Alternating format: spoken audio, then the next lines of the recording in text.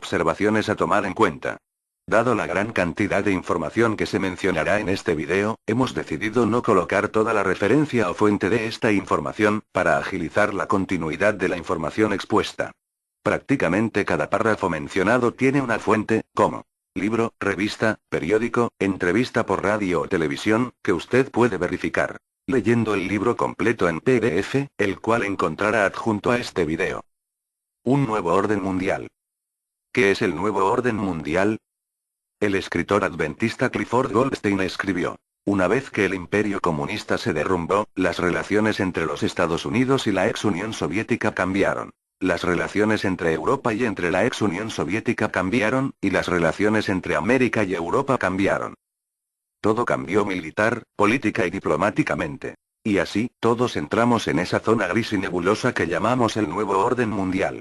Clifford Goldstein, El Día del Dragón, Asociación Publicadora Interamericana, página 15. Goldstein menciona que, aunque esta frase nuevo orden mundial se hizo famosa al usarse por el expresidente estadounidense George Bush en los años 90, fue usada anteriormente por otros. Todos, desde David Rockefeller hasta Hitler, han usado la frase, o al menos un razonable facsímil de ella. En la parte posterior de cualquier billete de $1, bajo los símbolos masónicos de la pirámide y el ojo que todo lo ve, está la frase Novus Ordo Seclorum, que puede traducirse como nuevo orden mundial. En realidad, los nuevos órdenes mundiales no son nuevos. Siempre han existido y proliferado. El levantamiento y caída de los grandes imperios, desde el imperio persa hasta el británico, y todos cuantos emergieron entre ellos, pusieron en marcha un nuevo orden mundial, y vid. Página 16. Actualmente existen tres grandes poderes interesados en obtener el control del mundo y establecer un nuevo orden mundial, a saber, la Iglesia Católica Romana, los Estados Unidos de Norteamérica, y el movimiento de la Nueva Era. Existen otras entidades globalistas que interesan el mismo fin, pero están en cierta manera vinculados a los primeros tres poderes. Un estudio detallado del libro El conflicto de los siglos nos ayudará a entender que estamos viviendo en el tiempo predicho hace cerca de 100 años cuando se unificaría el mundo en términos económicos y religiosos para forzar la libertad de conciencia. Dios escogió la Iglesia Adventista para que presentara al mundo la verdad sobre lo que hay detrás de este nuevo orden mundial. Pero nos preguntamos, ¿ha cumplido ella con este cometido? Tal vez pensemos que sí. Ministerios independientes han publicado material en masa para advertir a los católicos, protestantes y mundanos sobre los peligros del nuevo orden mundial. Vemos que se reparten gratuitamente o a bajo costo miles de libros. América en la profecía, folletos que hay detrás del nuevo orden mundial. Y los tabloides la última advertencia. Se acerca un nuevo orden mundial. Gloria a Dios por todo esto, pero todavía queda una pregunta sin respuesta. ¿Se ha mantenido la Iglesia Adventista alejada de estos poderes satánicos que buscan unir al mundo? ¿Es esta Iglesia parte del nuevo orden mundial? Hallaremos la respuesta en este breve estudio. Veamos primeramente algunos de los componentes interesados en lograr un nuevo orden mundial. La Iglesia Católica Romana. Esta iglesia muestra interés en el establecimiento de un nuevo orden mundial, como fue expresado en la portada del libro Las llaves de esta sangre. El Papa Juan Pablo II contra Rusia y el Occidente para el control del nuevo orden mundial, escrito por Malachi Martín. Este libro dice: el Papa Juan Pablo II, insiste en que ningún sistema político es viable a menos que esté basado en la espiritualidad de una creencia religiosa basada en Dios y en Cristo, y por tanto ninguna creencia religiosa es viable a menos que esté profundamente involucrada en un sistema político. Él insiste en que los hombres no tienen una esperanza firme de crear un sistema geopolítico viable a menos que sea sobre la base del cristianismo católico romano. Martín, Las llaves de esta sangre, página 492. Este interés de los católicos hacia un nuevo orden mundial moderno se remonta a la Orden de la Sociedad de Jesús, jesuitas, fundada por Ignacio de Loyola en 1534. Fue aprobada por el Papa Pablo III en 1540, con el fin de prestar obediencia incondicional al Papa de Roma, Edmond de París. La historia secreta de los jesuitas, Chick Publications, página 23. Su campo principal de acción es la política, y para lograr la sumisión del mundo al papado usarían dos armas. El control de las altas posiciones del gobierno y de la educación, y vid. Página 24. Este dominio universal papal se completaría en práctica cuando se lograra la cohesión u obediencia de la cristiandad y vid. Página 25. La pluma inspirada describió la obra mundial de este ejército al servicio del Papa. La Iglesia Católica Romana, con todas sus ramificaciones en el mundo entero, forma una vasta organización dirigida por la sede papal, y destinada a servir a los intereses de esta. Instruye a sus millones de adeptos en todos los países del globo, para que se consideren obligados a obedecer al Papa. Sea cual fuera la nacionalidad o el gobierno de estos, deben considerar la autoridad de la Iglesia como por encima de todo lo demás. Aunque juren fidelidad al Estado, siempre quedará en el fondo el voto de obediencia a Roma que los absuelve de toda promesa contraria a los intereses de ella. El conflicto de los siglos, página 637. Ahora bien, la obra de estos jesuitas en llevar el protestantismo a los pies de Roma en nuestros días no sería muy diferente de la forma tradicional y eficaz empleada por los agentes satánicos en el pasado: la unión del cristianismo con el paganismo. La levadura de la idolatría, introducida de este modo en la Iglesia, prosiguió su funesta obra.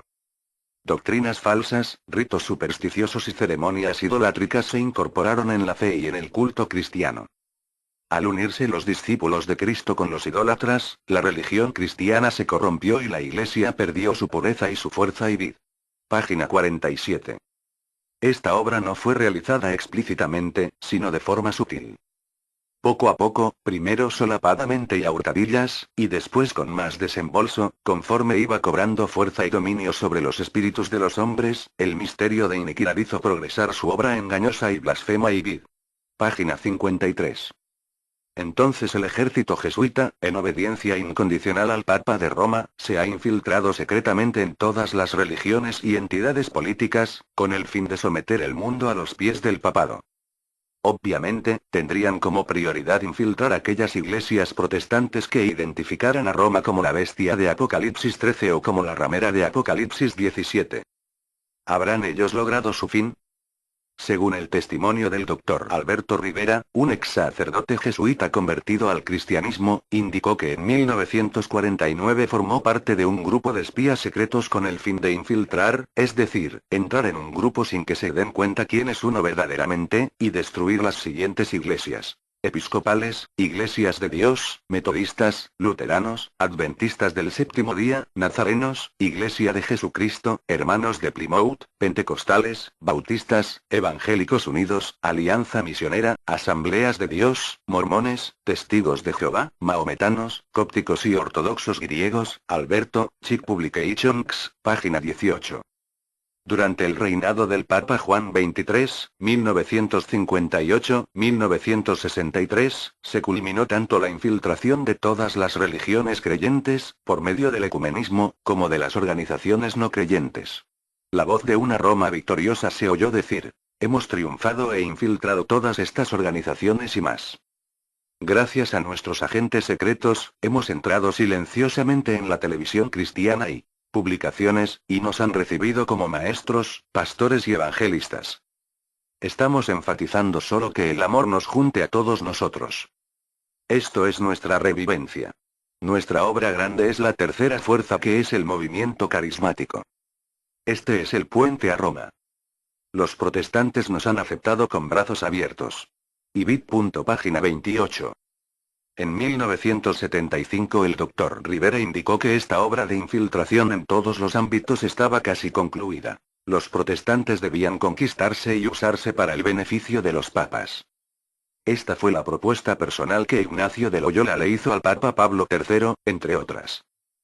Los jesuitas comenzaron de inmediato a obrar secretamente infiltrando todos los grupos protestantes, incluyendo a sus familias, lugares de trabajo, hospitales, escuelas, colegios, etc. Actualmente, los jesuitas casi han completado esa misión. De acuerdo a la Biblia, el poder de la iglesia local es puesto en las manos del buen pastor. Pero los astutos jesuitas han logrado a través del tiempo quitarle de las manos el poder de la sede denominacional y han empujado a casi todas las denominaciones protestantes en los brazos del Vaticano. Esto era exactamente lo que Ignacio de Loyola estableció para que se cumpliera: una iglesia universal y el final del protestantismo. Alberto Rivera, citado en París, La historia secreta de los jesuitas, página 5, 6. Lo más lamentable de esto es que la Iglesia Adventista del Séptimo Día fue la primera en ceder ante la infiltración. La siguiente declaración proviene directamente del Dr. Alberto Rivera. El primer grupo protestante que aceptó fueron los adventistas y el Evangelio completo de los hombres de negocio. Después los bautistas, metodistas, presbiterianos, luteranos, etc., hasta que todos estaban infiltrados, incluyendo los mormones y los testigos de Jehová, y muchos otros.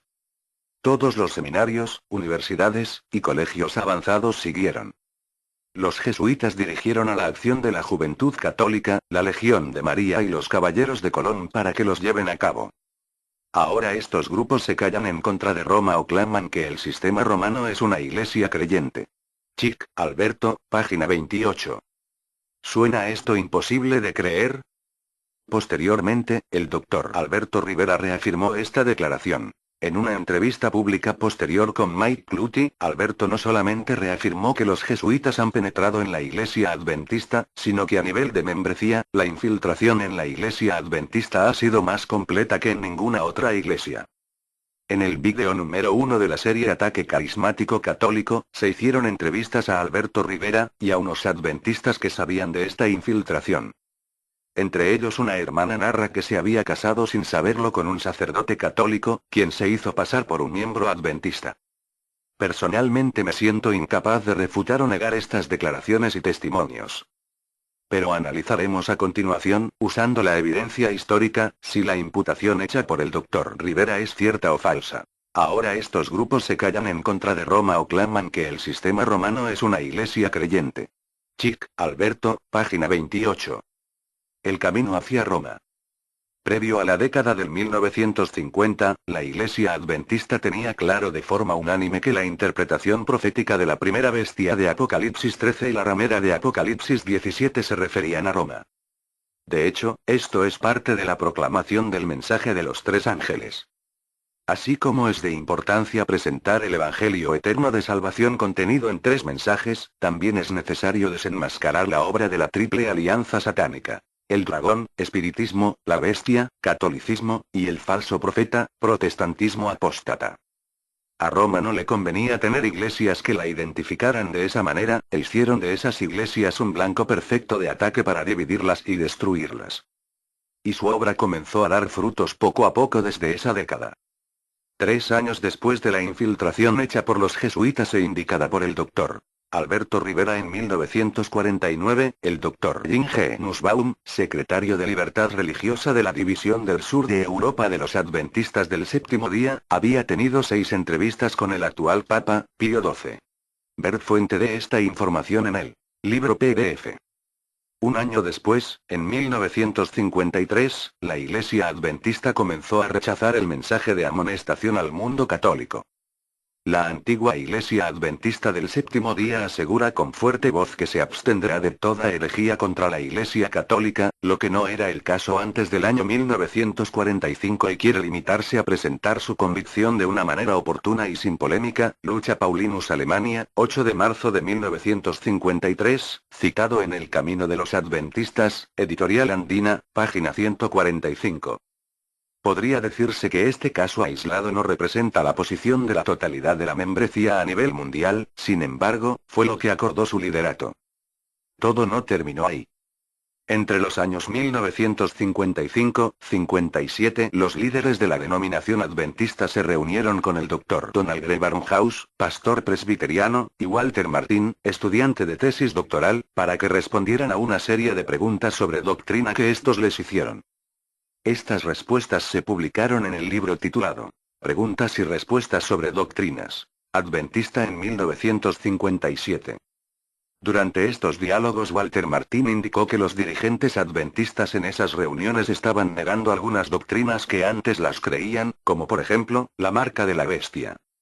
Los dirigentes indicaron a Martin que la situación debía ser remediada, y que tales publicaciones debían ser corregidas. Ver fuente de esta información en el libro PDF. Andresen, pastor y uno de los principales teólogos adventistas en su época, señaló posteriormente que una de estas publicaciones remediadas y corregidas fue la lección de escuela sabática del segundo trimestre de 1958, en la que se discutió todo el libro de Apocalipsis. A esta lección le eliminaron el capítulo 13 donde se encuentra el mensaje sobre la marca de la bestia. ¿Fue esto una mera casualidad? En 1965, la Iglesia Adventista comenzó a participar en las reuniones del Concilio Mundial de Iglesias, esto se discutirá más adelante. Como resultado de las reuniones, se continuó con la misma trayectoria. Con respecto a la diferencia en la comprensión de los textos proféticos y apocalípticos, se comprobó que los adventistas del séptimo día son ahora por lo general más cautelosos en identificar ciertos acontecimientos como ocurría en generaciones pasadas. Fuente. Significado de los diálogos entre el Concilio Ecuménico y los Adventistas del Séptimo Día, 1965-1969, página 14, y citado en El Camino de los Adventistas, página 154. Un espíritu de amistad y acercamiento hacia Roma empezó a notarse de una manera aún más evidente desde la década de 1960. En 1968, el Dr. Leaf de la Universidad de Andrews, Rolando R., editor de la revista Libertad, y Pierre Lanares, secretario de Libertad Religiosa de la División Sur Europea, se entrevistaron con el Papa Paulo VI en la Basílica de San Pedro en el Vaticano. Ver imagen. En esa ocasión, como puede verse en la foto anterior, el Papa Paulo VI le entregó al Dr. Tobiasen una medalla de recuerdo con motivo de la visita de esta comisión al Vaticano. Review and Herald, 30 de mayo de 1968, citado en El Camino de los Adventistas, página 140. La foto de dicho evento fue publicada en el Centinela, septiembre de 1992, página 13. Ese mismo año, 1968, la Iglesia Adventista envió a un alto dignatario al Concilio Vaticano II, que posiblemente fue uno de los tres anteriores, quien hizo unas declaraciones sin precedentes y nunca escuchadas anteriormente. Debemos considerar nuevamente nuestra aproximación a nuestros amigos católicos romanos. ¿Cómo podemos ser cristianos y rechazar una mano extendida? ¿Cómo podemos decir que son el anticristo si manifiestan un comportamiento tan maravillosamente cristiano? ¿Os sacude esto mucho? Espero que así sea. Espero que os produzca un shock, sacudimiento, justamente porque debemos ser empujados a un nuevo, más amable y amistoso comportamiento frente a este querido pueblo. Verdad presente, número 3, 1968, página 13, citado en El Camino de los Adventistas, página 144. ¿Leyó bien eso? ¿Qué inconsistencia entre esta declaración y el consejo de la pluma inspirada? ¿Será posible que este poder cuya historia se escribió durante 1000 años con la sangre de los santos, sea reconocido ahora como parte de la cristiandad? El conflicto de los siglos, página 628. ¿Se cumplió lo indicado por el Dr. Rivera? Ahora estas iglesias claman que el sistema romano es una iglesia creyente chic, Alberto, página 28. Veamos otras tendencias. En 1976, el presidente de la División Norteamericana y entonces vicepresidente de la Asociación General de los Adventistas, declaró oficialmente a través de los abogados de la Iglesia en California, que los adventistas cesarían su posición anticatólica. Es cierto que hubo un periodo en la historia de la Iglesia Adventista del Séptimo Día cuando ésta tenía un punto de vista distintivo anticatólico, y se usó el término peyorativo jerarquía en referencia al sistema de gobierno eclesiástico del papado. Sin embargo, tal actitud de la Iglesia no era más que una amplia manifestación antipapal entre las denominaciones protestantes conservadoras de fines del siglo pasado y de los comienzos de este. En lo que concierne a la Iglesia Adventista del Séptimo Día, esta actitud ha sido relegada al montón de basura histórica. Ver fuente data información en el libro PDF. Puede inferirse con esto que los mensajes de la Biblia y del espíritu de profecía que señalan el poder despótico del papado como el misterio de iniquidad ya son considerados como basura. Esto implica que la década del 1970 marcó el momento en que este componente del mensaje del tercer ángel fue echado oficialmente por tierra. El 18 de mayo de 1977, se realizó una reunión oficial e histórica entre el Papa Pablo VI de Roma y representantes de la Iglesia Adventista. En esta reunión se estrecharon los vínculos de amistad con Roma, culminando con la entrega de una medalla y el libro Fe en Acción al Papa. El Dr. Bert Biggs, reunido con otros 14 que no eran adventistas, le entregó la medalla. Los motivos de esa reunión fueron buenos y los resultados fueron positivos. Conferencia General de los Adventistas del Séptimo Día, carta. Del 11 de febrero de 1991.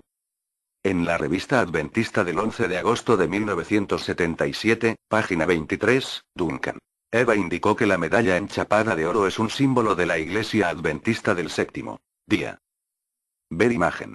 También en la carta de la Asociación General del 11 de febrero de 1991, se indicó que la medalla contiene nuestro mensaje. Un vistazo a esta medalla revela que el mensaje que los adventistas le dieron al Papa fue un mensaje católico. La adoración dominical y la segunda venida del Cristo católico. Para más información sobre este asunto solicite el reporte. La medalla al Papa Paulo VI a la dirección provista al final de esta obra. Los adventistas aquí fallaron al no seguir el consejo dado por el profeta. Los que poseen la verdad como ha sido revelada por Jesús no deben aprobar ni aun con su silencio la obra del misterio de iniquidad. Que nunca dejen de hacer sonar la nota de alarma. Que la educación y la construcción de los miembros de nuestras iglesias sean de tal naturaleza que los niños y los jóvenes comprendan que no han de hacerse concesiones a este poder, el hombre de pecado. Mensajes selectos, tomo 2, página 424. La década siguiente marcó otro hito. El anciano Arias, director de publicaciones de la Misión de la Unión del Sur de Europa, tuvo una audiencia con el Papa Juan Pablo II el 10 de enero de 1980. Revista Adventista, 6 de marzo de 1980, citado. En la imagen de la bestia, página 15, 16.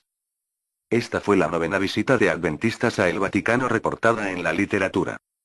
Esta tendencia en pos de Roma se hizo aún más notable en 1990, cuando un grupo de adventistas envió por correo un número indeterminado de folletos titulados Estados Unidos en la profecía, a los hogares de Indianápolis, véase de Indianapolis Star, 13 de julio de 1990, página 1. El folleto, Estados Unidos en la profecía es una condensación del conflicto de los siglos, escrito por la hermana White.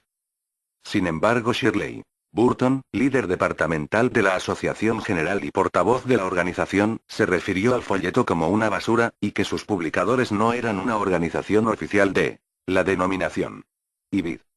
Página 16. Además, Burton se disculpó ante la ciudad de Indianápolis por el incidente.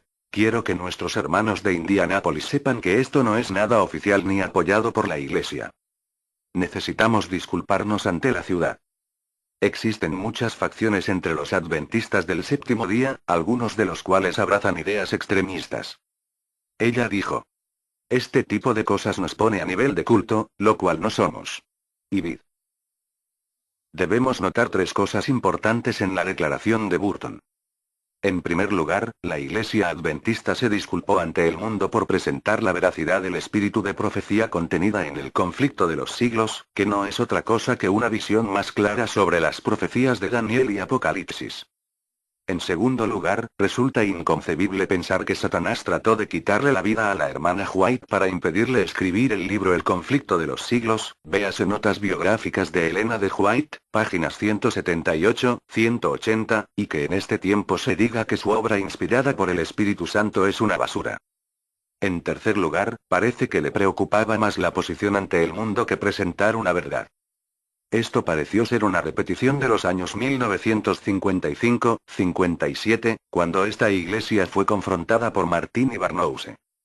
Ellos decían que la iglesia adventista estaba en la categoría de culto por sus doctrinas peculiares. Entonces ella respondió a la crítica por lo que podían pensar los evangélicos. De la misma manera Burton reafirmó casi con las mismas palabras la posición de Neal Wilson, presidente de la división norteamericana en 1976. Es importante señalar que Burton no presentó un solo argumento en contra del contenido del folleto. Tal vez, la razón más válida para justificar este comportamiento fue que durante los días 6 al 14 de julio, la Iglesia Adventista celebró la convención anual número 55, a cuya sesión la Asociación General invitó nada menos que a un representante del Vaticano. Thomas J. Murphy. En esta sesión, se confirmó el vínculo de cooperación entre ambas iglesias.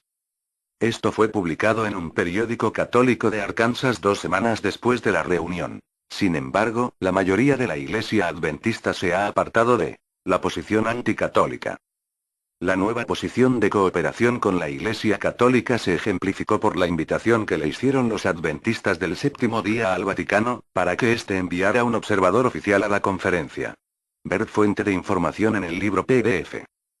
Thomas J. Murphy, sacerdote de la Iglesia Católica, fue invitado juntamente con el representante de la Iglesia Ortodoxa búlgara, un ministro de la Iglesia Discípulos de Cristo, representantes del Concilio Mundial de Iglesias, Joan Campbell, y otros. Esta reunión no fue secreta, pues fue dada a conocer en la revista denominacional Adventist Review del 12 de julio de 1990, página 7, donde se publicó la siguiente foto con esta nota al calce. Ver imagen. Junto a Bert Biggs, director de Libertad Religiosa y Relaciones Públicas de la Asociación General Izquierda, están los visitantes de la sesión, Leonid de la Iglesia Ortodoxa Búlgara, Centro, y el pastor Thomas J. Murphy, representando al Concilio Pontifical para la Unidad Cristiana de Roma. Derecha. Durante los días 7-20 de febrero de 1991, se efectuó la séptima asamblea del Concilio Mundial de Iglesias en Canberra, Australia. La Iglesia Adventista envió como observador al Dr. Bert B. Biggs, secretario general del Concilio Adventista en Relaciones Interdenominacionales. En cierto momento de la asamblea, se adoptaron resoluciones de un grupo adventista que llevaba 25 años trabajando con el Concilio Mundial de Iglesias y con el Vaticano. Esto se discutirá luego. En ese preciso momento, entraron 3 manifestantes por la puerta lateral al salón de audiencias. Portaban un banderín largo unido a varios globos blancos llenos del gas helio. El banderín leía: los adventistas del séptimo día creen que, esta unidad profetizada en pos de Roma, refleja el espíritu del anticristo. Los manifestantes soltaron los globos y el banderín, los que se elevaron hasta el techo y permanecieron allí hasta el final de la sesión. La reacción inmediata en la asamblea fue una mezcla de entretenimiento, enojo y menosprecio. South Pacific Record, 23 de mayo de 1991, citado en Russell y Colin Standish, El Camino a Roma, páginas 187-188. ¿Qué dijeron los católicos presentes? Nada. En reacción, el Dr. Biggs dijo que el grupo de manifestantes no eran apoyados en ninguna manera por la Iglesia Adventista. Luego de disculparse, pidió permiso al moderador para preparar una declaración que separaba a la Iglesia de la acción de los manifestantes. Véase vid. Páginas 188-189. ¿No se le parece a la misma acción tomada por Burton? Estas tendencias en pos, o defensa, de Roma no terminaron en Australia. En el estado de Florida, Estados Unidos, algunos adventistas colocaron rótulos con mensajes avisando que el Papa iba a cambiar la Constitución de Estados Unidos. Poco tiempo después de esto, el 8 de febrero de 1993, Kenneth Cox, un pastor y evangelista de la Asociación General por 22 años, fue entrevistado en un programa televisado en Florida, para que se expresara en relación a estas manifestaciones. El entrevistador dirigió una serie de preguntas a Cox en la primera media hora y luego permitió que el público llamara al programa y dialogara con el pastor. A continuación, presento una porción de la entrevista traducida del programa grabado, seleccionando solamente las preguntas que le hicieron el entrevistador y el público televidente al pastor Cox, relacionadas con el tema del catolicismo. Entrevistador: he leído gran parte de los libros El conflicto de los siglos y El deseado de todas las gentes, y no he encontrado apoyo a la actitud presentada por esta gente en sus ataques en cada lugar. Kenneth Cox: con el deseo de mantenernos de acuerdo con la Escritura, leemos en Efesios 4:29. Ninguna palabra torpe salga de vuestra boca, sino la que sea buena para la edificación, para que dé gracia a los oyentes. Esa es la actitud mostrada por Elena de White en sus libros, no las que se observa en los rótulos. Televidente: fui un adventista durante mucho tiempo, pero ya no lo soy. Cuando fui adventista, se me enseñó que el Papa es el anticristo. Kenneth Cox: creo que él está errado sobre su creencia de que el Papa es el anticristo. Creo que hay un malentendido. No creo que eso sea una creencia de la Iglesia. Televidente: según nos acercamos más al tiempo del fin, ¿cuál será el rol que desempeñará la Iglesia Católica en la persecución? Kenneth Cox: yo no soy profeta ni tengo habilidades mentales para predecir qué rol jugará la Iglesia Católica en el tiempo del fin. Creo que según nos acercamos al final de los tiempos, tenemos que ser muy cuidadosos en asegurarnos de seguir las escrituras y que caminemos como la escritura enseña, y que ella no enseña eso. Televidente. Los adventistas han enseñado por mucho tiempo que el anticristo surgiría del papado. Kenneth Cox.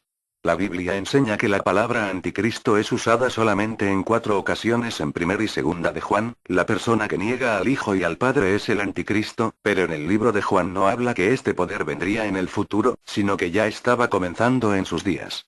Lo que decía Juan era que no se trataba de una persona o individuo, sino de un poder u organización en sus días y que seguirá hasta el tiempo del fin. Por tanto, ese anticristo es el mismo descrito por Daniel, etc. Televidente. He sido una adventista del séptimo día por 12 años y me parece que él, Kenneth Cox, está dando un mensaje diferente al que yo he aprendido. Siempre he creído que la Iglesia Adventista del séptimo día predica los mensajes de los 3 ángeles. El mensaje del tercer ángel dice, según esta versión, que, si alguno adora a la bestia y a su imagen, y toma la señal en su frente, o en su mano, éste también beberá del vino de la ira de Dios. He leído el libro El conflicto de los siglos, según el cual el caballero entiende mal la conexión entre el Papa y el Anticristo. También en El conflicto de los siglos, página 635, 578 en inglés, se habla acerca de la unión entre los católicos y protestantes para la exaltación del domingo. Entrevistador. Yo he leído todo el libro El conflicto de los siglos, y no he encontrado nada que apoye lo que usted dice. Kenneth Cox. El mensaje de los 3 ángeles al que ella menciona, se encuentra en Apocalipsis 14, 6, y dice, y vi volar otro ángel por en medio del cielo, que tenía el evangelio eterno para predicarlo a los que moran en la tierra, y a toda nación y tribu y lengua y pueblo. Quiero aclarar que yo creo totalmente en los mensajes de los 3 ángeles.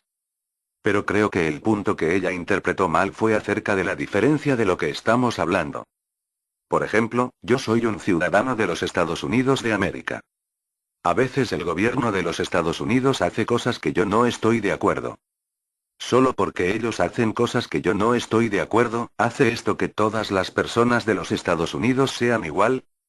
Ella está aplicando a individuos y eso no es lo que yo estoy haciendo. Yo no estoy aplicando lo que Elena White aplica a individuos. Estamos hablando de un poder, y esto es una historia diferente. Televidente. Yo no soy adventista del séptimo día, pero veo el programa televisado de John Osborne cuando me es posible. Definitivamente el Papa es el anticristo, el Papa cambiará el día de adoración y el calendario. Lo que él dice, Kenneth Cox, no es lo que enseñan los adventistas. Kenneth Cox. John Osborne no es un adventista del séptimo día.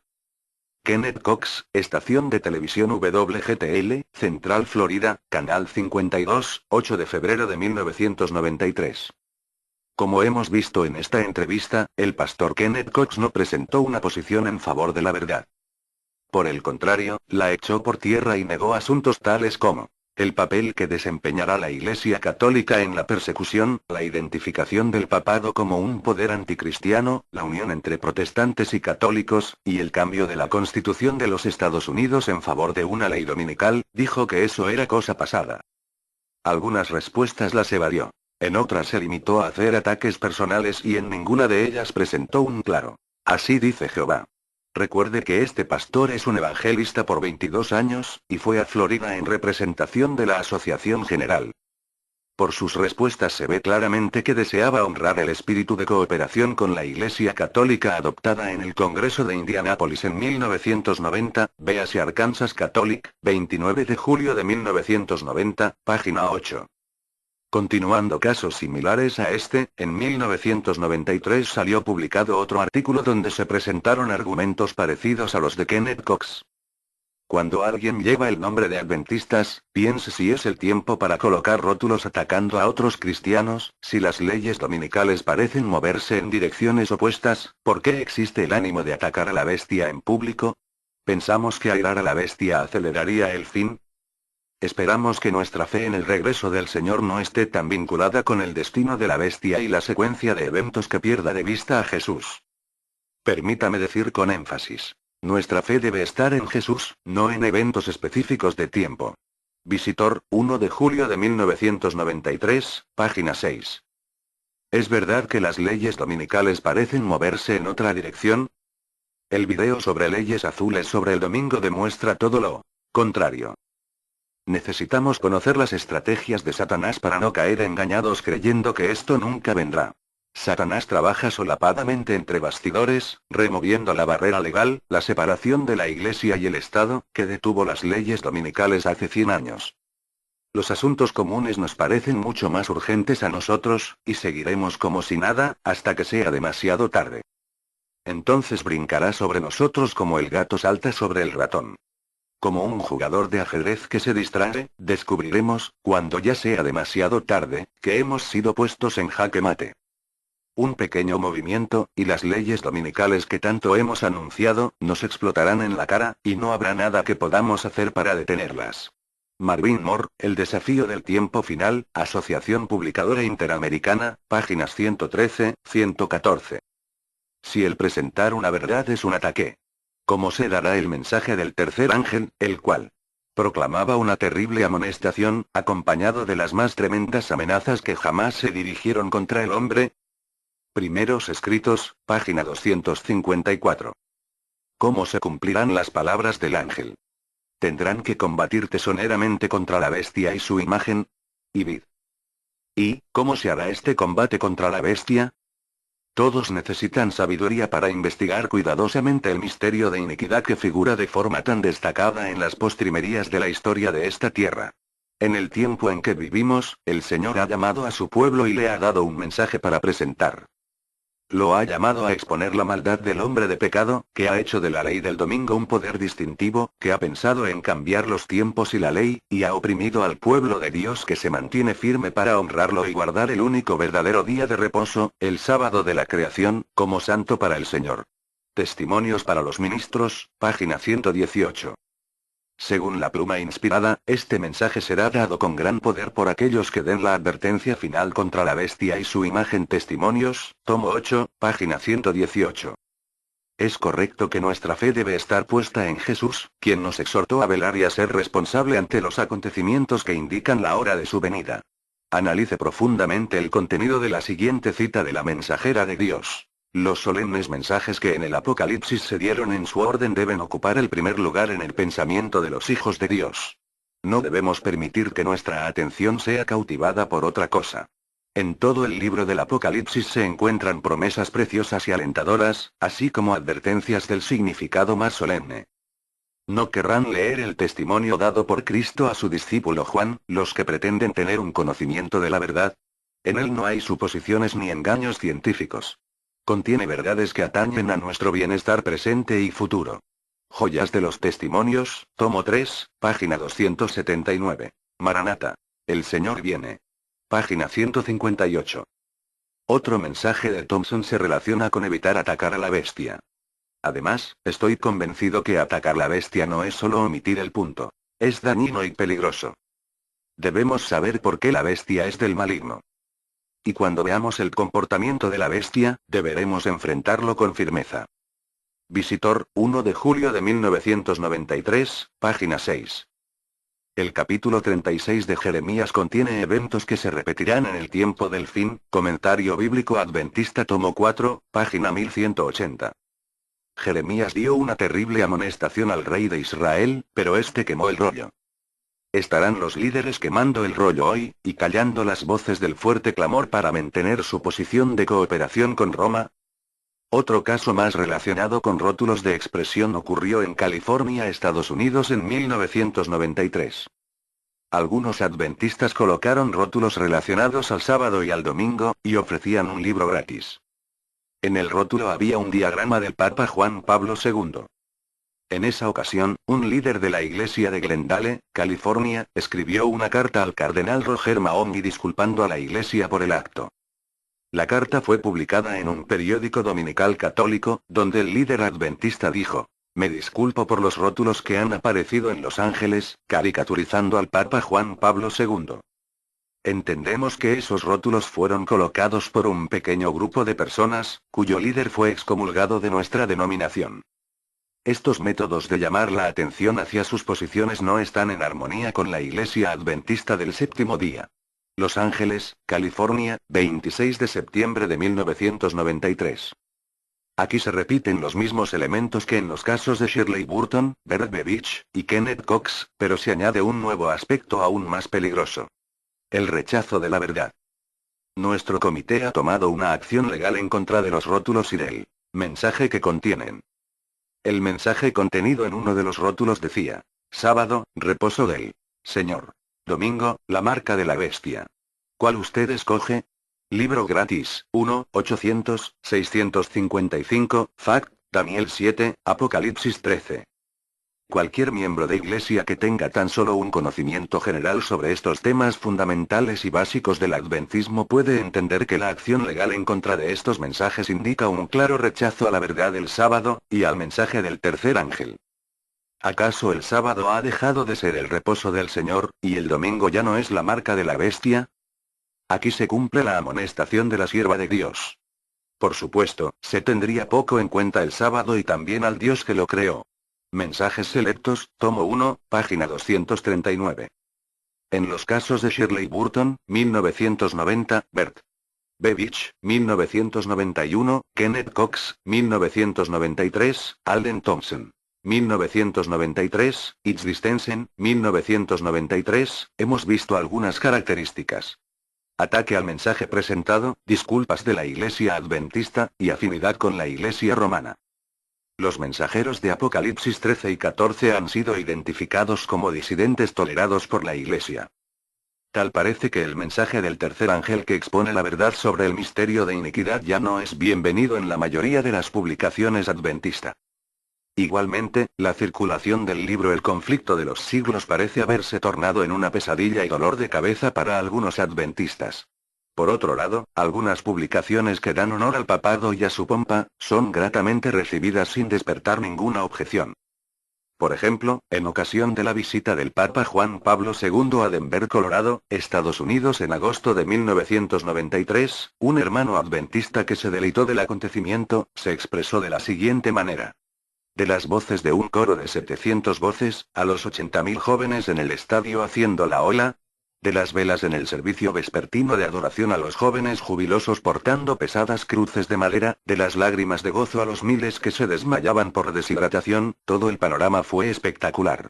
Pero lo más inolvidable sucedió esta mañana, domingo, 15 de agosto, cuando mi padre y yo nos levantamos soñolientos a las 4:30 y nos unimos a los miles de peregrinos que iban de camino hacia el último acto, la misa papal de las 9:30 am.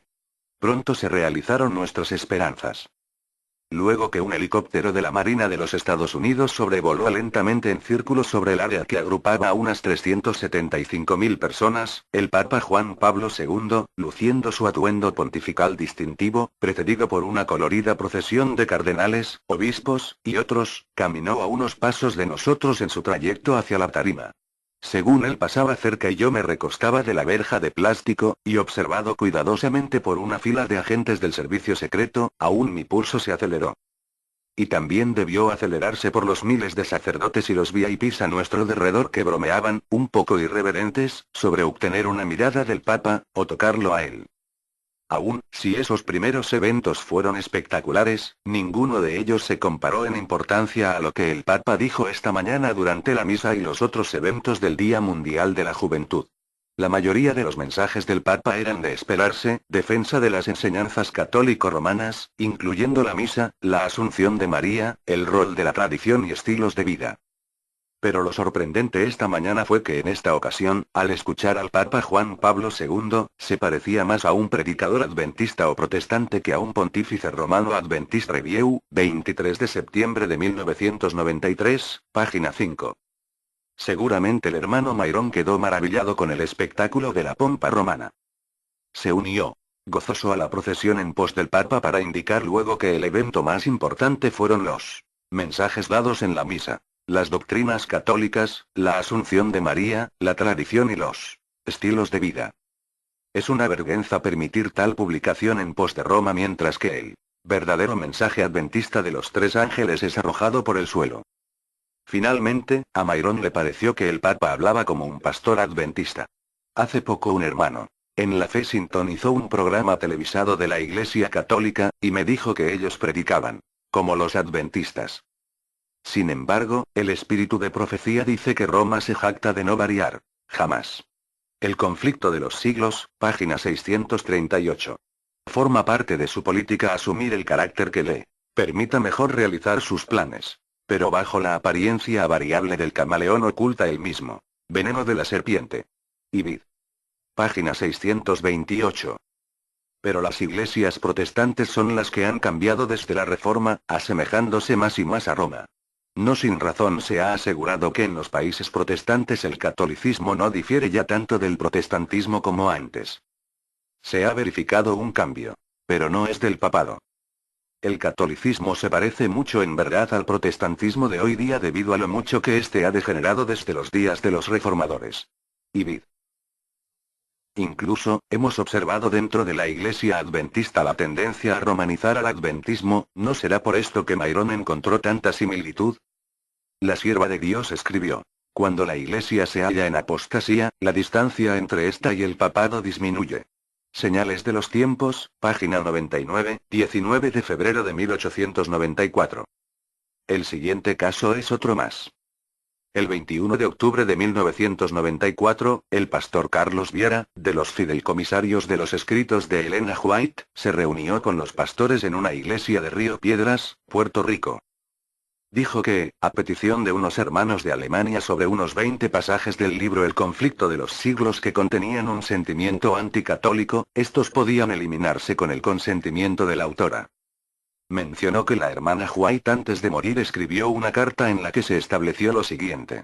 1. Suprimir declaraciones que pudieran despertar gran prejuicio u ofensa en la mente del lector en el idioma en que el libro se está traduciendo. 2. Suprimir los pasajes que pudieran ser considerados ofensivos por un censor oficial del gobierno, como suficiente para prohibir la venta pública del libro a través de nuestros colportores.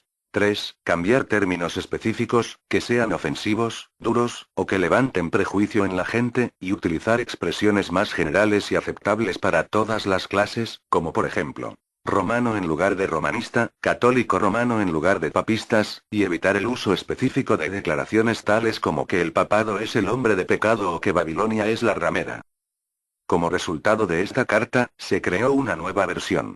El conflicto de los siglos, donde se extrajeron pasajes en las páginas 47, 54, 64, 249, 405, 433, 492, 622, 626, 628, y 726.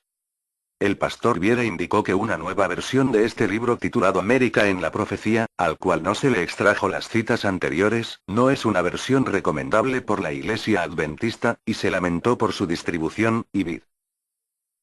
Es importante señalar que así como Shirley Burton dijo que el folleto Estados Unidos en la Profecía era una basura, que no fue distribuido por una entidad apoyada por la Iglesia, y por lo que se disculpó ante la gente, el pastor Viera de la misma manera repitió la historia 4 años después. ¿Será esto otra tendencia más en pos de Roma? En resumen, si hacemos un análisis del contenido expuesto anteriormente encontramos un cumplimiento profético triste y preocupante. Una iglesia adventista en pos del nuevo orden mundial trazado por la Iglesia Católica. No debemos sorprendernos, pues la hermana White tuvo un sueño en el que vio todo este proceso en pos de Roma. Aquella noche soñé que me encontraba en Barrel Creek, mirando a través del cristal de una puerta. Y vi una compañía que marchaba en dirección de la casa, de 2 en 2. Se veían enojados y determinados. Yo los conocía muy bien y me volví para abrirles la puerta del lugar de reunión y recibirles. Pero se me ocurrió mirar de nuevo y la escena cambió. La compañía presentaba ahora la apariencia de una procesión católica. Uno llevaba en su mano una cruz. Y el otro una vara. A medida que se acercaban, el que llevaba la vara marcó un círculo alrededor de la casa mientras decía 3 veces: esta casa queda conjurada y sus bienes confiscados. Sus ocupantes han hablado contra nuestra santa orden. El espanto me sobrecogió y corrí de un lado al otro por el interior de la casa. Salí afuera por la puerta que daba al norte y me encontré como en medio de una compañía, algunos de los cuales me eran conocidos. Pero no me atreví a pronunciar palabra alguna por medio a que se me traicionara. Traté de buscar un lugar de retiro donde pudiera sollozar y orar sin que ojos ansiosos me observaran por doquier. Yo repetía con frecuencia: si tan solo pudiera comprender esto. Sollozaba y lloraban mucho, mientras veía nuestros bienes confiscados. Testimonios, tomo 1, página 578. Este sueño no representa otra cosa que la infiltración de los jesuitas dentro de la Iglesia Adventista, ocurrido desde finales de la década del 1940. Existe mucha evidencia que apunta al cumplimiento de este sueño. En 1982 se publicó un artículo en la publicación ministerial de los jóvenes de la Asociación Norteamericana, titulado Centenario Jesuita en China. Fue escrito por Joseph Seves, un jesuita y profesor de la Universidad Gregoriana. El 8 de julio de 1995, y por segunda vez en la historia de la Iglesia Adventista, invitaron delegados del Vaticano al Congreso número 56 de la Asociación General en Utrecht, Holanda. Los dos delegados del Vaticano ondearon su bandera con las dos llaves y la triple corona de la tiara papal en un desfile de países. Los adventistas los recibieron con una gran ovación. Ya el Papa o el representante de Satanás, primeros escritos, páginas 213-221. El conflicto de los siglos, página 54. La historia de la redención, página 342, autoproclamado Rey de cielo, de la tierra y del infierno, plantó su estandarte idolátrico, no varios estadios más allá del muro como en la antigua Jerusalén. El conflicto de los siglos, página 29, sino dentro de la ciudad misma. ¿Cuál es el mensaje de Dios para su pueblo? Cuando viereis a Jerusalén rodeada de ejércitos, sabed entonces que su destrucción ha llegado. Entonces los que estén en Judea, huyan a los montes. Y los que en medio de ella, váyanse, y los que estén en los campos, no entren en ella. Lucas 21, 20, 21. Todos debían marcharse si no querían verse envueltos en la ruina general. El conflicto de los siglos, página 29. El que lea, entienda, Mateo 24, 15, Marcos 13, 14. Otro cumplimiento de la presencia de los ejércitos romanos se observó en ocasión del Gran Bautismo recordando a Luquillo, realizado el domingo 28 de abril de 1996 en el balneario de Luquillo, Puerto Rico. En dicha ceremonia, los pastores destinados para bautizar marcharon de dos en dos, vestidos con sotanas negras que tenían dos cruces en el pecho. Otros, usaron sotanas blancas con cruces negras y un número reducido no utilizó este atuendo. Esto me pareció muy similar al sueño descrito antes que tuvo la hermana White. Un niño menor de 10 años que estaba a mi lado recibió la misma impresión que yo. Le dijo a su madre que los pastores parecían curas, nombre dado a los sacerdotes católicos. Vea a continuación una foto de esta escena publicada en la revista Caras de Puerto Rico, julio de 1996, página 42. Ver imagen. No debe pasarse por alto que el origen de las sotanas negras se remonta al culto babilónico, en el cual los sacerdotes llevaban vestimentas de color negro. Enciclopedia del Conocimiento Religioso, citada en Hugo Gambetta, El vino de su fornicación, WSKN, 630 kHz, marzo de 1995, grabación. Estos sacerdotes de Babilonia marcaban en la frente con una cruz a los iniciados en los misterios. Esta costumbre pasó a Nínive, donde las vestiduras sacerdotales oficiales estaban marcadas con cruces, y posteriormente fue adoptada por los sacerdotes católicos romanos. Véase Islop, Las dos Babilonias, página 198. Y Ralph Babilonia, Misterio religioso antiguo y moderno, página 60. De estos últimos, la sierva de Dios escribió: los papistas colocan la cruz sobre sus iglesias, sobre sus altares, y sobre sus vestiduras. El conflicto de los siglos, página 624. ¿Son papistas solamente los católicos? No. También los adventistas están caminando en pos de Roma, como lo indicara una de sus publicaciones. Existe otra verdadera organización católica universal, la Iglesia Adventista del Séptimo Día, Adventist Review, 5 de marzo de 1992, página 3. Sea escéptico ante esto. La tienda de regalos del Hospital de la Universidad de Loma Linda vende al público una cajita con un rosario de perlas y un crucifijo plateado. La cajita de regalos tiene un sello que identifica a esa institución. Ver referencia en el libro PDF. Los rosarios no solamente identifican a los católicos, sino que provienen de Babilonia. Islop, Las dos Babilonias, páginas 187, 188. Tuvo razón el doctor Alberto Rivera al decir que la primera iglesia que aceptó la infiltración fueron los adventistas.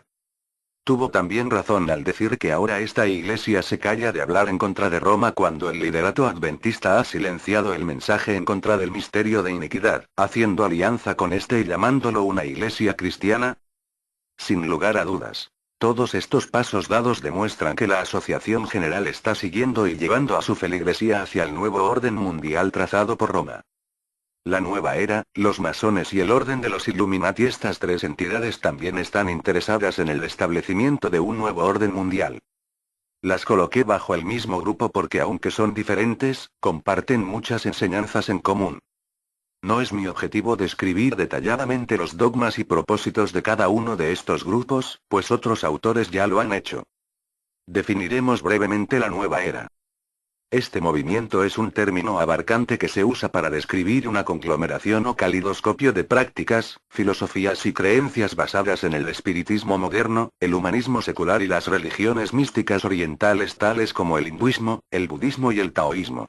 Manuel Vázquez, Peligro al acecho. Pacific Press, página 12. Algunas de sus enseñanzas son, la reencarnación, la vida después de la muerte en forma de espíritus sin cuerpos, canalizadores, clarividencia, fenómenos psíquicos, ovnis, ESP, percepción extrasensorial, y meditación psíquica y vid. Página 42. La nueva era contiene elementos paganos incorporados de la astrología, la numerología, el tarot, el cábala, la adivinación, y elementos ocultos de la teosofía y el rosacrucismo. También posee afinidad por los cristales, las auras y la parapsicología, véase Will Barron, en las redes de la nueva era, Asociación Publicadora Interamericana, páginas 160-161. ¿Cuál es la meta de este movimiento? La meta esencial del movimiento de la nueva era es la de producir una utopía, una comunidad global de paz, amor y prosperidad. Los maestros de la nueva era enseñan que las naciones como estados separados ya no son útiles, y que un nuevo orden mundial es necesario si queremos vivir en armonía unos con otros. Peligro al acecho, página 118. ¿Quiénes son los masones? ¿Quiénes son los masones? Es un sistema sacramental que, como todo sacramento, tiene un aspecto externo y visible, que consiste en su ceremonial, doctrinas y símbolos, y otro aspecto interno, mental y espiritual, oculto bajo las ceremonias, doctrinas y símbolos, solo accesible al masón que haya aprendido a usar la imaginación espiritual y sea capaz de apreciar la realidad velada por el símbolo externo. Citado en Religiones, Sectas y Herejías, Editorial Vida, página 84. Se ha relacionado a la masonería con el origen del movimiento de la nueva era y al igual que esta, sus adeptos trabajan secretamente para el establecimiento de un nuevo orden mundial. ¿Quiénes son los Illuminati? Haciendo historia, 2 siglos después de la muerte de Ignacio de Loyola, 1566, fundador de la Orden de los Jesuitas, el Dr. Adam Weishaupt, un sacerdote jesuita adepto de los Rosacruces, del Cábala, misticismo o brujería judía, y del exorcismo, fundó el Orden de los Illuminati en mayo de 1776.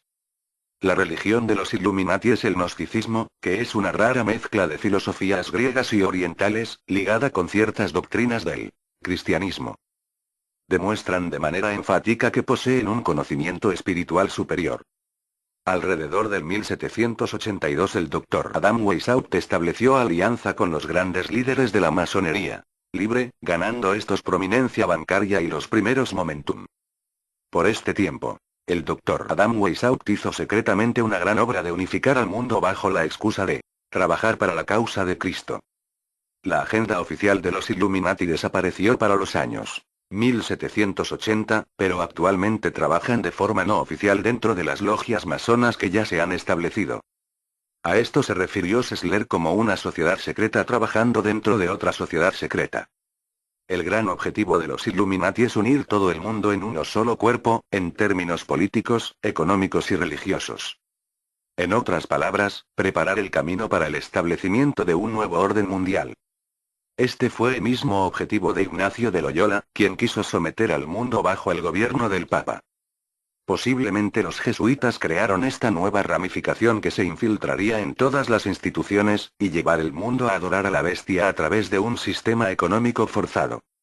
Esta obra de destrucción del cristianismo de parte del orden de los Illuminatis y de los jesuitas se efectuaría a través de la infiltración de doctrinas falsas por espías en las iglesias.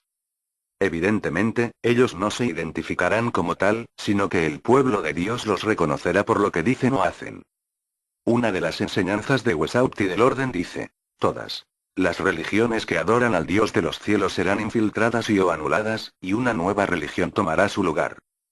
Esto se realizará por medio de la introducción de una religión popular, que rompa todas las barreras de separación entre las iglesias, para que asegure la felicidad de la raza humana. Nuevamente nos preguntamos, al igual que en el caso del Dr. Rivera, si los Illuminati han logrado infiltrar a todas las iglesias, pero en particular a la Iglesia Adventista. Existen muchas evidencias de peso que indican la infiltración, no solamente por los Illuminati, sino también por los masones y la nueva era en la Iglesia Adventista. Esto se deduce a base de su simbología pagana, sus expresiones y doctrina dejadas en las publicaciones de dicha iglesia. Solo mencionaré algunos ejemplos. En 1985, el Centro Médico de la Universidad de Loma Linda de los Adventistas del Séptimo Día en California del Sur, patrocinó un seminario sobre el pensamiento de la nueva era, ofrecido por Lautis, un líder de la nueva era. Este seminario se llevó a cabo en las facilidades del edificio de conferencias. Desde el 2 de abril hasta el 29 de mayo, se ofrecieron 20 unidades de educación continua a aquellos que completaran el seminario. Ese mismo año la Asociación General patrocinó un curso llamado Respira Libre. Plan para dejar de fumar. Dicho plan enfatizó estilos de vida y modificación de estrategias tales como valores, clarificación, modelación, visualización, afirmación, pensamiento positivo, y recompensas. Ver vídeo El Alquimista. Todas estas palabras son técnicas enseñadas por los maestros de la nueva era. En 1987 la revista La Voz de la Esperanza de mayo-junio, página 7, publicó el tema Pasos hacia una nueva era. Cuando se emplea la frase nueva era en mayúscula, se refiere siempre a este movimiento. En la década del 1990 se hizo famosa la frase piense globalmente, actúe localmente. ¿De dónde se originó esta frase? Veamos. La Sociedad para el Futuro Mundial es la entidad donde convergen los aspectos religiosos, políticos y económicos para unificar un solo gobierno mundial. Esta sociedad celebra anualmente un simposio representado por líderes de la nueva era y del movimiento hacia un solo mundo, en el que se discuten asuntos tales como la red de comunidad global, la conspiración de Acuario, el futuro de la gobernación internacional, y pensando globalmente, actuando localmente. Vea el mismo pensamiento globalista de los Illuminati y de la nueva era en la literatura adventista. La misión de la Iglesia tiene un alcance global, pero siempre tiene un carácter local. Ellos piensan globalmente mientras actúan localmente. Tengo que admitir que aunque la Biblia en ocasiones piensa globalmente, a menudo actúa localmente. Señales de los tiempos, marzo de 1994, página 12. En ocasiones se ha usado uno de los símbolos del orden de los Illuminati y de los masones para representar a Satanás. El ojo de Lucifer, el ojo de la razón y la sabiduría, o el ojo que todo lo ve.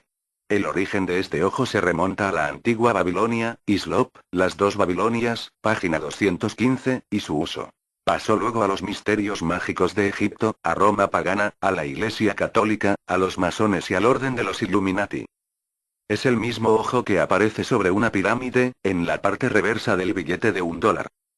Bajo la pirámide, están las palabras Novus Ordo Seclorum, y Vid. Página 80, o Nuevo Orden Mundial.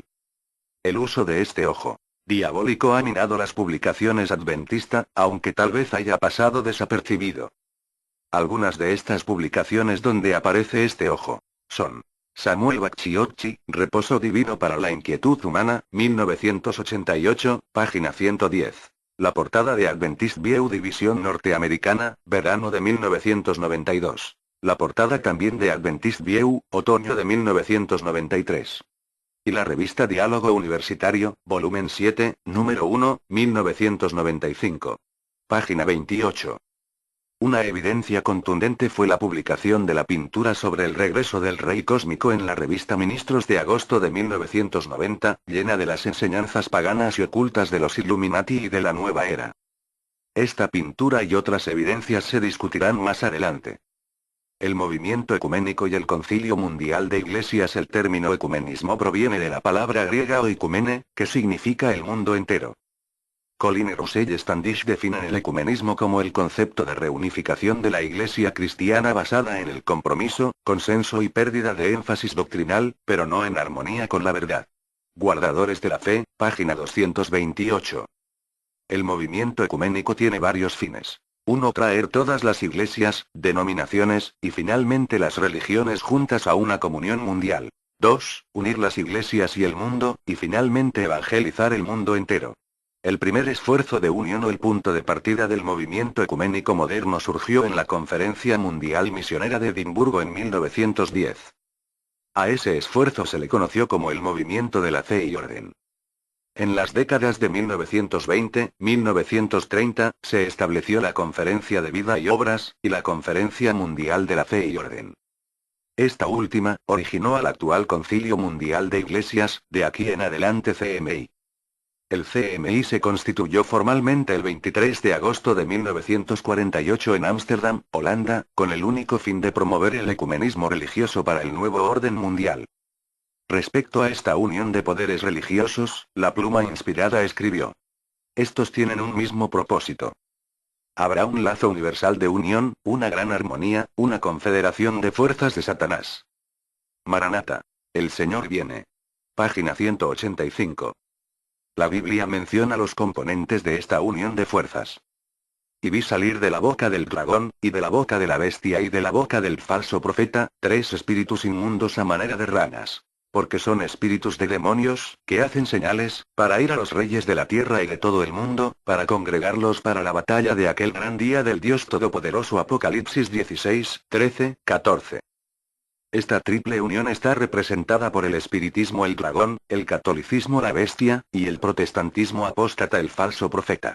Véase El conflicto de los siglos, páginas 492, 498, 618, y 645. Y Joyas de los Testimonios, tomo 2, página 151.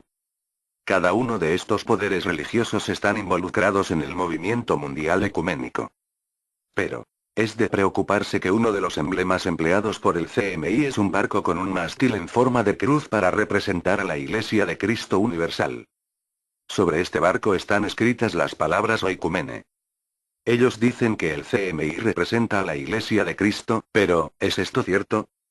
Usted se sorprenderá cuando vea todos los componentes asociados al ecumenismo y al CMI. La siguiente declaración proviene de un líder del movimiento de la nueva era. La promesa del ecumenismo, la unión de todas las religiones, ha sido impedida debido a que las religiones del mundo no se han relacionado con el misticismo. Las posibilidades de un profundo ecumenismo surgen cuando cambiamos la búsqueda del Jesús histórico por la búsqueda del Cristo cósmico. Este cambio requiere hacer del misticismo el centro de nuestra fe una vez más. Citado en Ser de un solo mundo, páginas 141, 142. El movimiento de la nueva era ha estado interesado tanto en el ecumenismo como en el CMI. En 1990, según la opinión de Malachi Martín, jesuita católico, los adeptos de la nueva era no estarían dispuestos a forjar alianzas con grupos orientados hacia el marxismo, como el CMI. Malachi Martín, Las llaves de esta sangre, página 311. Sin embargo, en 1993 se indicó que tales alianzas existían. Al igual que el Vaticano, la nueva era tiene vínculos estrechos con organizaciones poderosas tales como las Naciones Unidas, la OCCNU, el Concilio Mundial de Iglesias, el Club de Roma, la Comisión Trilateral, el Grupo Bilderberg, y los masones. Libro. ¿Todos los caminos conducen a Roma? Páginas 100, 101. Un año después Vázquez escribió: por ser una mezcla de religiones orientales y occidentales, el movimiento de la nueva era es un vehículo perfecto para producir una religión genérica global en la que los católicos, protestantes y otros, se unirán bajo un nuevo orden mundial. Peligro al acecho. Página 123. Como mencionara anteriormente Malachi Martín, el CMI está estrechamente vinculado con el comunismo soviético. A fin de lograr el nuevo orden mundial, el CMI posee vínculos con partidos políticos y otras entidades globalistas. El Partido Comunista Ruso tiene una gran influencia en esta entidad, pues desde el 1966 el CMI es un instrumento de la política soviética. Martín, Las llaves de esta sangre, página 304. Esta intervención del CMI en la política soviética y países comunistas fue criticada en 1968 en la Cuarta Asamblea. La Asamblea de Uppsala aclaró que el Concilio Mundial de Iglesias no puede seguir funcionando si continúa siendo dominado por las iglesias de norteamericanas y de Europa Occidental, especialmente en asuntos políticos, económicos y sociales.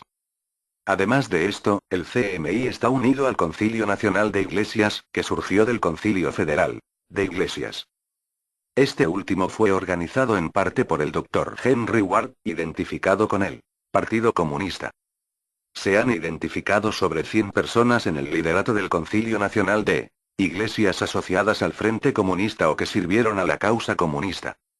El CMI también está vinculado a una de las organizaciones globalistas más poderosas. La Asociación para el Parlamento y la Constitución Mundial, de aquí en adelante APCM. La APCM fue fundada en 1959 por Philip Iseli con el fin de encargarse de establecer un nuevo orden mundial. Un número de las organizaciones más poderosas de la nueva era, tales como el Lucis Trust y la Unión Mundial, están bien conectadas a las sociedades políticas en pro de un solo mundo, y se nutren directamente de la Asociación para el Parlamento y la Constitución Mundial, la organización encargada de la tarea de llevarnos hacia un nuevo orden mundial. ¿Cuál es la estrategia de esta asociación?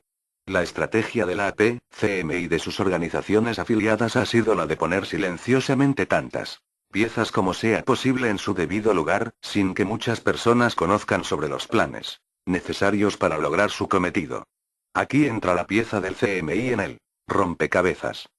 Otra asociación que colabora con la Asociación para el Parlamento y la Constitución Mundial es el Concilio Mundial de Iglesias. Cynthia Wedel, presidenta del CMI desde el 1975, es una patrocinadora honoraria del Parlamento Mundial Provisional. Esto es tal vez el descaro más evidente de la actual agenda escondida del CMI. Vea cómo el CMI, con apariencia de una entidad religiosa, está unido a una de las agencias más satánicas. El Lucis Trust de la nueva era, asociado a la PCM, y fundado por Alice Bailey para distribuir literatura de la sociedad teosófica. El Lucis Trust se llamaba antes Lucifer Press o la prensa de Lucifer. También la masonería libre está vinculada con el Concilio Mundial de Iglesias. No es nada nuevo que una unidad interdenominacional o ecuménica falsa está siendo promovida hoy por el Concilio Mundial de Iglesias, una organización que es altamente influenciada por la masonería. Esto ha sido usado durante siglos para luego tratar de encausar un gobierno mundial.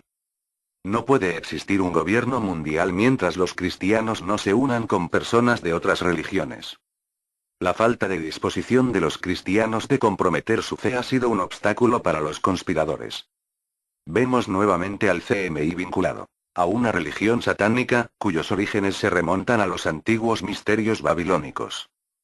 Como mencioné anteriormente, la Iglesia Católica Romana interesa tomar el liderato para establecer un nuevo orden mundial, y para lograr este fin está empleando el CMI como el medio ideal.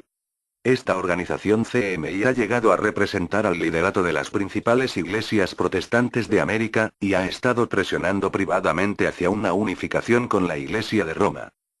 Pero tal parece que el CMI solo está tratando de unir a la cristiandad para llevarlos hacia un nuevo orden mundial.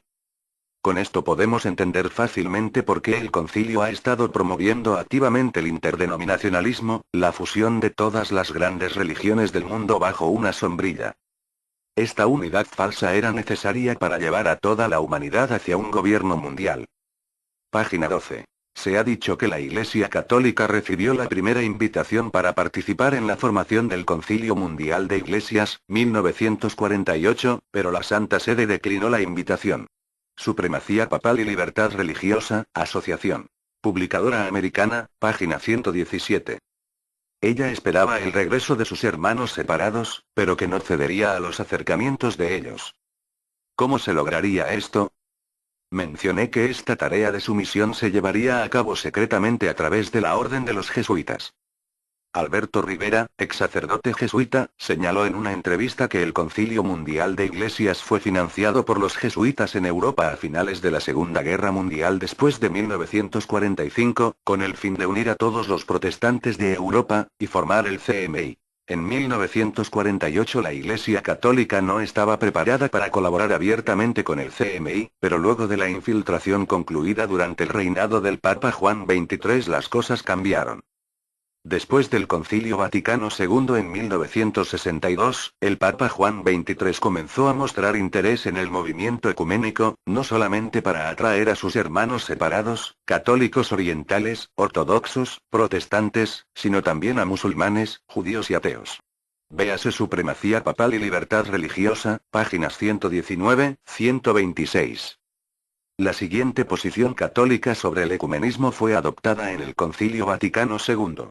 Todos los cristianos deberían tener una mente ecuménica, especialmente aquellos a quienes se les ha confiado responsabilidades y deberes particulares en el mundo y en la sociedad, para promover el movimiento ecuménico. El 1965 marcó el fin del Concilio Vaticano II, y el comienzo del grupo de trabajo en conjunto de la Iglesia Católica Romana y el Concilio Mundial de Iglesias. Posteriormente la Iglesia de Roma ha demostrado un gran interés en el Concilio Mundial de Iglesias por la gran cantidad de miembros que ha nombrado para su equipo de trabajo.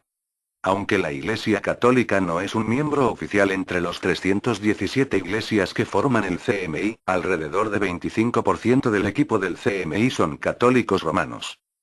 Debería esperarse que las decisiones tomadas en el CMI sean de gran peso en favor de las doctrinas e intereses de Roma. En otros aspectos también el Concilio Mundial de Iglesias recibe influencias de Roma a través de iglesias o grupos que se separaron de esta. Una de estas es la Iglesia Ortodoxa. La Iglesia Ortodoxa griega, miembro fundador de CMI, posee en gran medida las mismas tradiciones que Roma.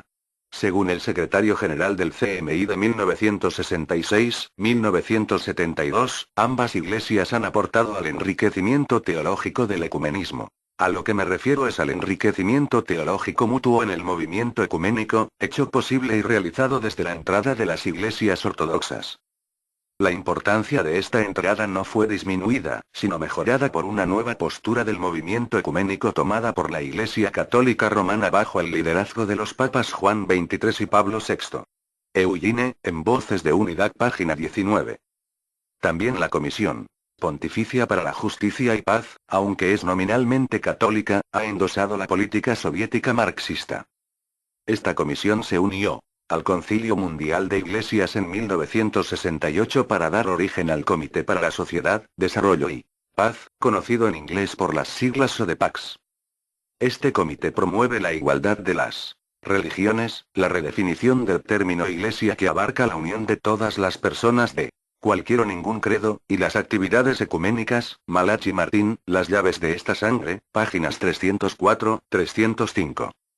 Los evangélicos estadounidenses también están participando en el movimiento ecuménico.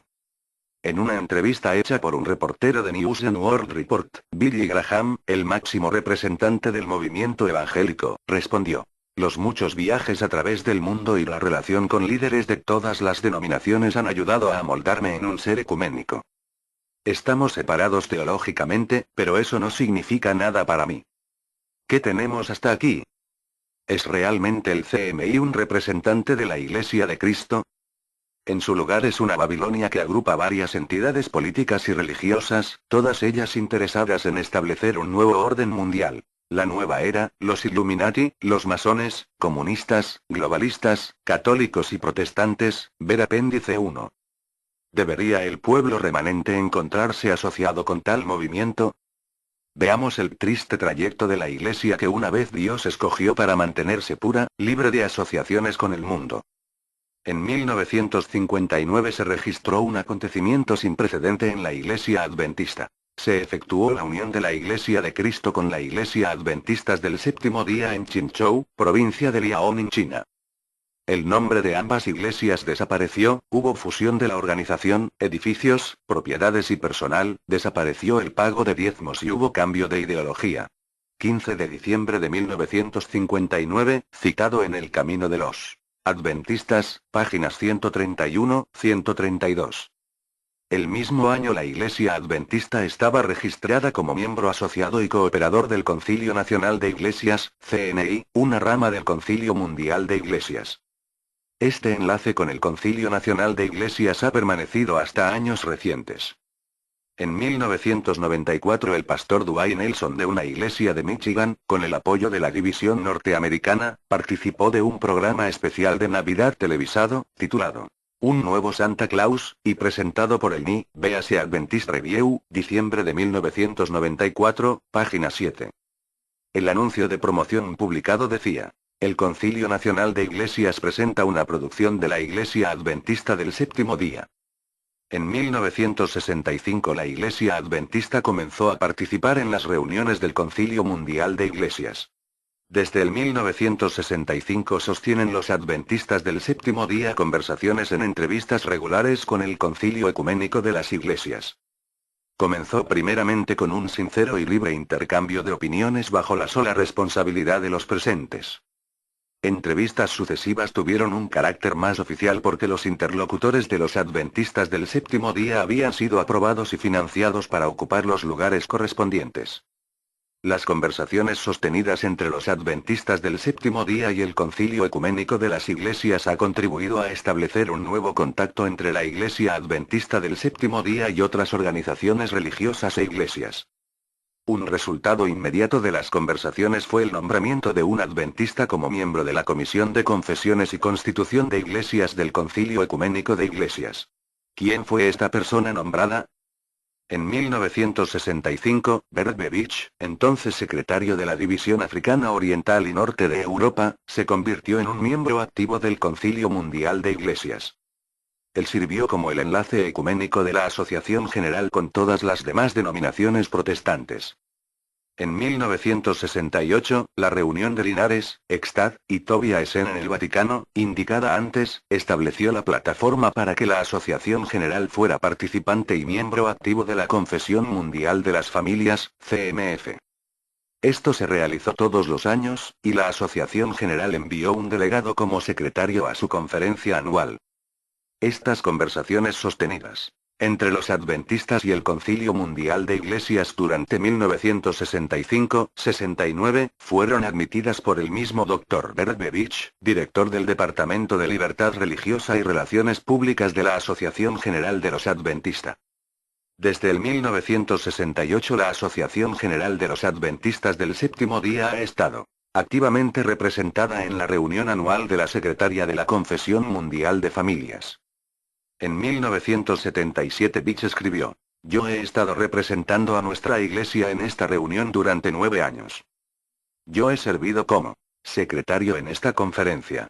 La Confesión Mundial de Familias es parte de la Comisión de la Fe y Orden, y del Concilio Nacional de Iglesias, y estos dos a su vez pertenecen al Concilio Mundial de Iglesias. Dichas reuniones en los 60 sirvieron como base para la reunión del Dr. Beach con la Comunión Mundial Cristiana efectuada en Roma, el 18 de marzo de 1977, donde él le entregó una medalla al Papa Paulo VI. Merece señalar que aún en 1986 el Dr. Beach continuaba como secretario de esta Comunión Mundial Cristiana, una organización ecuménica que agrupa de diversas denominaciones, inclusive parte del equipo de trabajo del Concilio Mundial de Iglesias. Aclaro, aquí el Dr. Beach ya no es solo un representante de la Iglesia Adventista, sino que actúa como secretario o presidente de una asociación ecuménica. 10 años después fue reelecto a este puesto. Bert Beveridge, del Departamento de Libertad Religiosa y Relaciones Públicas de la Iglesia Adventista del Séptimo Día, fue reelegido secretario general de la Comunión Cristiana Mundial, CCM, el 23 de octubre en Oslo. El Dr. Beach ha servido en esa posición por más de 20 años. El CCM representa 20 cuerpos internacionales de iglesias cristianas que agrupan el espectro más amplio de iglesias cristianas.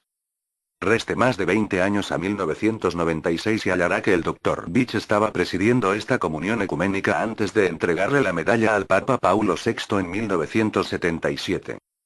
La representación adventista entró como observadora, pero ahora ocupa el liderato en una de las ramas del movimiento ecuménico. Tanto la Iglesia Católica como la Adventista comenzaron a participar en el Concilio Mundial de Iglesias y a trabajar en unión ecuménica desde la misma fecha, 1965. Esto ha sido admitido por líderes de la Iglesia Adventista. La siguiente declaración hecha en la asamblea efectuada en febrero de 1991 en Canberra, Australia, y que contó con la presencia de 23 observadores al Concilio Mundial de Iglesias, confirma que las relaciones de la Iglesia Adventista con el Vaticano comenzaron desde 1965. De acuerdo al director del Departamento de Comunicaciones de la División del Pacífico Sur, el pastor Ray Coombe, la asamblea discutió un informe del Grupo de Trabajo en Conjunto del CMI, Vaticano, el cual ha estado trabajando por los pasados 25 años hacia una relación más completa entre el Concilio Mundial de Iglesias y la Iglesia Católica Romana.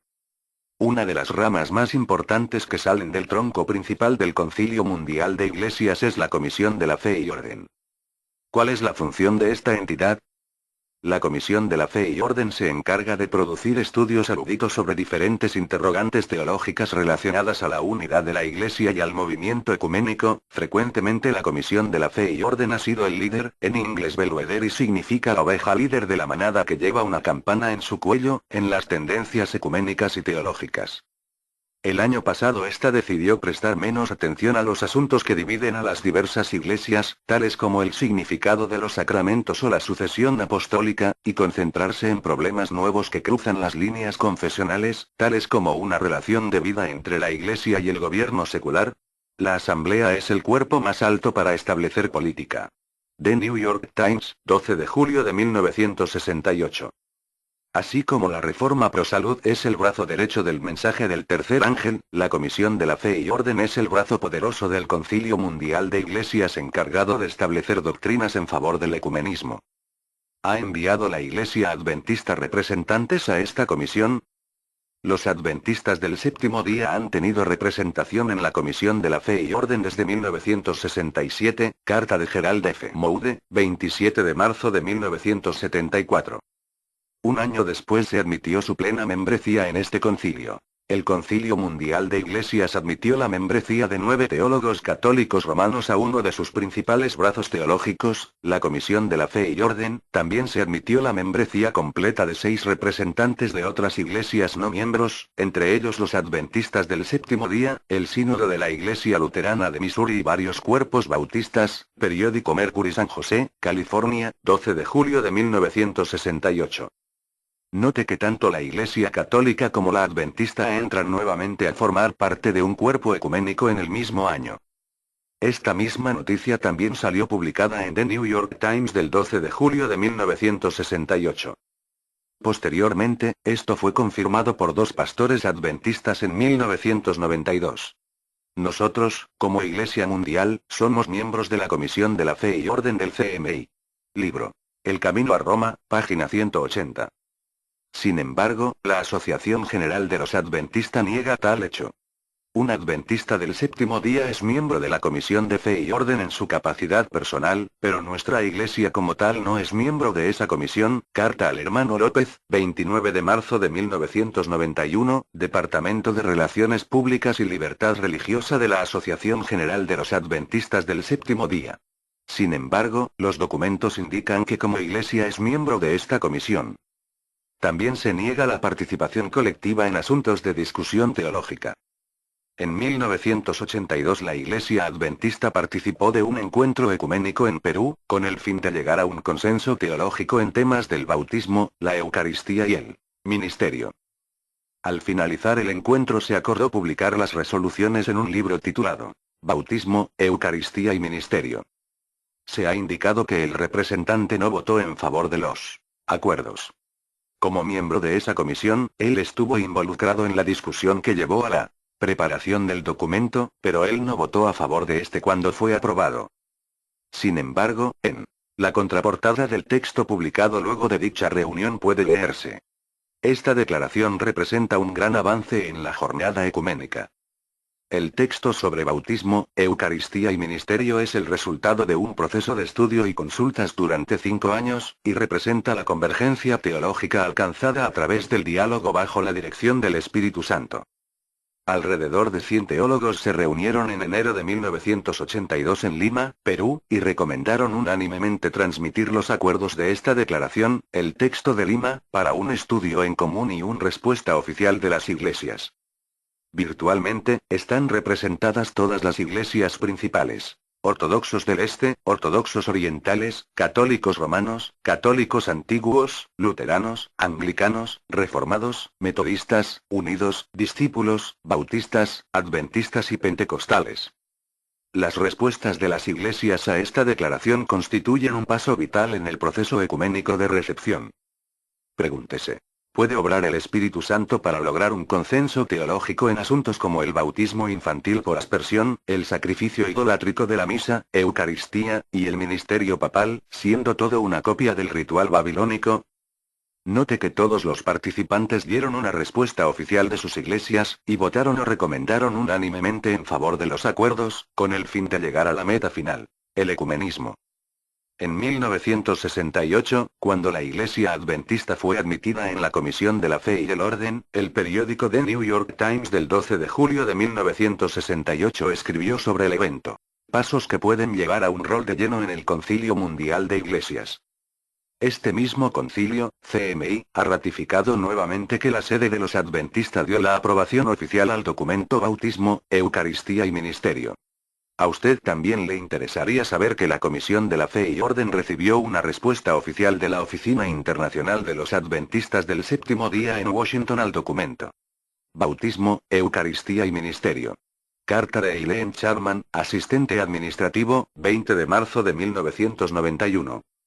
Nótese que el mismo CMI ratifica que la respuesta al documento Ben por la sede de la Iglesia Adventista en Washington fue oficial. Este documento Ben no es un libro cualquiera, ni es un esfuerzo en vano. Se ha dicho que es la pieza central del Concilio Mundial de Iglesias en su determinación para lograr una sola religión alrededor del planeta. Libro. Espiritismo en la Iglesia Adventista, página 86. Estos tres asuntos mantienen a la Comisión de la Fe y Orden del CMI ocupada en llegar a un acuerdo. Un año antes de la reunión en Lima, Perú, se indicó: en relación a doctrinas centrales como el bautismo, la Eucaristía y el ministerio, los teólogos están casi cerca de llegar a un consenso. Tal parece que este hecho abrió una caja de Pandora para los adventistas. En el libro Respuestas de las Iglesias al documento Ben, volumen 2, página 341, los adventistas se refirieron a la Santa Cena como la celebración de la Eucaristía, la celebración central de la Iglesia cristiana. Este es el mismo nombre empleado para el sacrificio idolátrico de la misa católica. En ocasiones posteriores se usó el nombre católico de la Eucaristía en publicaciones adventista. Roy Adams se refirió a la Eucaristía como el impedimento para la unidad entre los participantes del Concilio Mundial de Iglesias, Adventist Review, 2 de mayo de 1991. Posteriormente el mismo autor dijo: yo veo el servicio como uno de potencial de atracción para la gente que pueda venir a nuestra iglesia de otras comunidades religiosas que tienen una alta estima por la Eucaristía. Esperemos que ellos encuentren belleza en ella, aún un toque de misterio. Adventist Review, 16 de mayo de 1991. Es interesante que para los católicos la misa o Eucaristía es un sacramento lleno de misterio. También para el Dr. Adams. Esto no ha sido el único caso. En las iglesias adventistas en Auckland, Nueva Zelanda, y en Sydney, Australia, se anunciaron eventos de Santa Cena con el nombre de Eucaristía, mientras que en una iglesia de Australia, se anunció la celebración de la Eucaristía. Personalmente asistí a un evento de Santa Cena donde se horneó el pan en forma de hostia galletita redonda, y en otra ocasión los participantes pasaron al frente a tomar los símbolos en fila como lo hacen los católicos. Las copas de vino, bandejas y platos para el pan son ahora de oro, o color de oro, y poseen cruces. Toda esta desensibilización y trayectoria en pos de Roma tiene que ver con la presencia de ellos, los católicos, en los concilios, pero particularmente en la Comisión de la Fe y Orden. La Iglesia Adventista es miembro de esta comisión, y ella fue representada en ocasión del texto de Lima cuando se discutió el asunto de la Eucaristía. La Iglesia romana tiene grandes intereses en esa comisión. El Vaticano ha nombrado 20 de los 120 miembros de la Comisión de la Fe y Orden del CMI. El objetivo final de la Iglesia Católica es que las demás iglesias acepten sus doctrinas. Aquí vemos a la Iglesia Adventista siguiendo el camino trazado por Roma. La Iglesia Adventista envió representantes a la séptima asamblea del Concilio Mundial de Iglesias efectuada en Canberra, Australia, durante los días 7, 20 de febrero de 1991. Esto fue admitido por 2 pastores de la denominación. Nuestra Iglesia Adventista envió un número de representantes a la asamblea del CMI en Canberra, incluyendo los directores de Libertad Religiosa de la Asociación General y de la División del Pacífico del Sur. En la sesión de la Asociación General en Indianápolis en 1990, invitamos a una mujer ministro de la Iglesia Discípulos de Cristo que nos trajo saludos en nombre del CMI. ¿Y cuál fue el tema de la asamblea del CMI en Canberra? Ven, Espíritu Santo, renueva toda la creación. En esa asamblea la teóloga presbiteriana Chung se refirió al Espíritu Santo con el pronombre ella, y lo identificó con la tierra de los espíritus de Han, odio, resentimiento, amargura, aflicción. Indicó que si no escuchamos los clamores de esos espíritus, no podremos escuchar la voz del Espíritu Santo. Posteriormente invocó los espíritus de los muertos en 18 ocasiones, luego de los cuales recibió una calurosa ovación del público. El camino a Roma, página 185. Esta asamblea también se caracterizó por la bienvenida de los participantes a través del fuego purificador y las representaciones de danzas aborígenes paganas. También se hizo énfasis en la necesidad de una liturgia en común a través de la Eucaristía, siguiendo la resolución adoptada en el 1982 en Lima, Perú. ¿Es este lugar lleno de espiritismo, paganismo y ecumenismo apropiado para la delegación de los adventistas?